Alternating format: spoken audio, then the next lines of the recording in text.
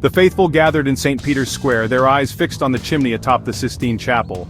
A plume of black smoke had signaled no decision. Now they watched, prayed, and waited. Suddenly, a bright white plume billowed into the sky. The crowd erupted, bells pealed. A new pope had been chosen. On May 8, 2025, the world watched as the Roman Catholic Church welcomed its new leader. The white smoke marked the end of the papal conclave. Francis, a figure of reform and compassion, had left large shoes to fill. The speed with which the conclave reached its decision took many by surprise. With 133 cardinals, a swift resolution seemed unlikely. Yet on only the second day, after just 4 rounds of voting, the decision was made. For now, the identity of the new pontiff remains a mystery. The world waits with bated breath for the traditional announcement from the balcony overlooking St. Peter's Square. Speculation runs rampant, fueled by the unusual swiftness of the election. Who is this new leader, and what vision will they bring to a church grappling with both internal divisions and a rapidly changing world? The rapid selection of a new pope stands in stark contrast to the complexities and challenges facing the Catholic Church in the 21st century.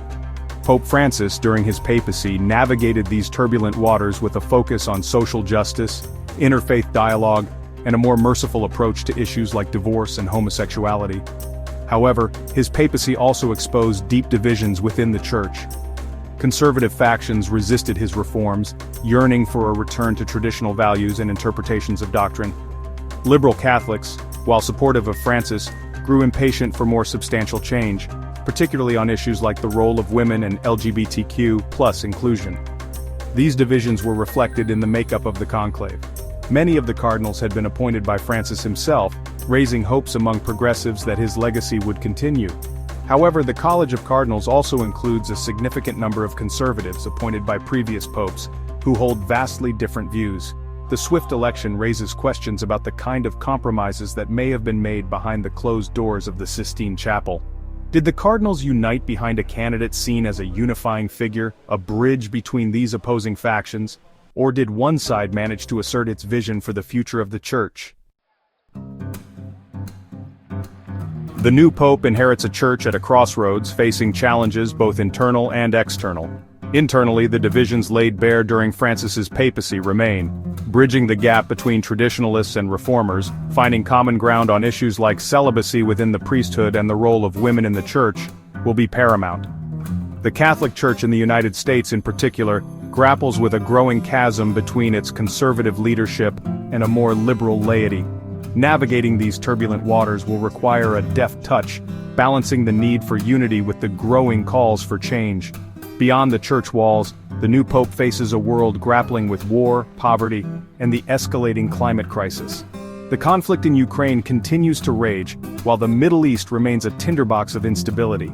Climate change continues to displace populations and exacerbate existing inequalities. The new pope will be expected to use the moral authority of the papacy to advocate for peace, justice, and care for the planet. This means engaging with world leaders, calling for an end to conflicts, and urging action on climate change. The world, weary from division and conflict, looks to the Catholic Church for guidance and moral leadership. Section 4. From pre-conclave whispers to papal pronouncements. In the days leading up to the conclave, whispers of the cardinals' hopes and concerns echoed through Rome. The need for a pope who could serve as a bridge and a guide was a recurring theme. The cardinals recognized the deep divisions within the Church and the urgent need for healing and unity. Discussions focused on the need for greater transparency within the Vatican, particularly regarding finances. The sexual abuse scandal, a stain on the Church's reputation, continued to cast a long shadow. Cardinals stressed the importance of accountability and justice for victims. The pre-conclave conversations also touched on the Church's role in the modern world. How could the Church remain relevant to young people, many of whom are disillusioned by scandal and dogma? How could the Church be a force for good in a world increasingly defined by secularism and individualism? The answers to these questions will shape the new papacy. The world will be watching closely as the new pope begins to articulate their vision through pronouncements, encyclicals, and actions. Section 5. A global flock awaits their shepherd. The election of a new pope is always a moment of great significance for the world's 1.3 billion Catholics. But this papal transition comes at a time of particular uncertainty and upheaval, both within the Church and in the world at large.